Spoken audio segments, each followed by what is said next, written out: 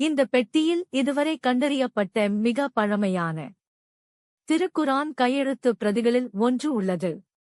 இது ஆடு அல்லது செம்மறி ஆட்டின் தோலால் செய்யப்பட்ட பக்கங்களில் எழுதப்பட்டுள்ளது. நிபுணர்கள் இதன் காலத்தை 1370 ஆண்டுகளுக்கு முற்பட்டது என கணித்துள்ளனர்.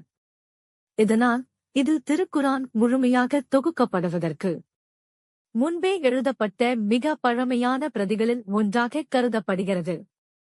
என் முன்னால் இருக்கும் இந்த பிரதி பர்மிங்காம் பல்கலைக்கழகத்தில் யாருக்கும் இதன் உண்மையான வயது தெரியாமல் நீண்ட காலமாக புறக்கணிக்கப்பட்டு வந்தது. ஒரு ஆராய்ச்சியாளர் இதனை துல்லியமாக ஆய்வு செய்யும் வரை இந்த நிலை நீடித்தது.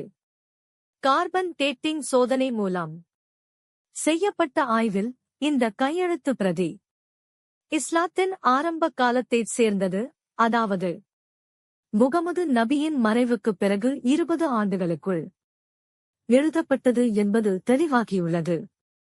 சூசன் வோர்ன், பர்மிங்காம் பல்கலைக்கழக நூலகர் சோகஸ்மெலி, இந்த குரான் பிரதி மிகவும் பழமையானது என்று நாங்கள் அறிந்திருந்தோம்.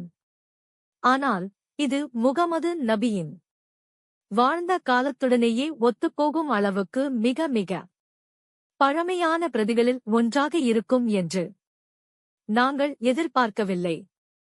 இதுதான் இஸ்லாமிய பாரம்பரியத்தில் இதற்கு மிக முக்கிய இடத்தை பெற்றுத் தருகிறது.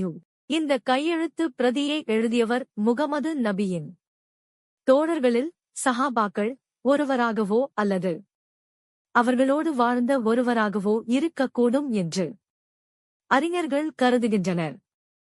டேவிட் தாமஸ், பர்மிங்காம் பல்கலைக்கழக இஸ்லாமிய மற்றும் கிறித்தவ மதங்களின் நிபுணர் சோகஸ்மெலி, இந்த பிரதியின் காலம் உண்மையானது என்றால் இதனை எழுதியவர் முகமது நபியை பற்றி நன்கு அறிந்தவராக இருந்திருக்க வேண்டும்.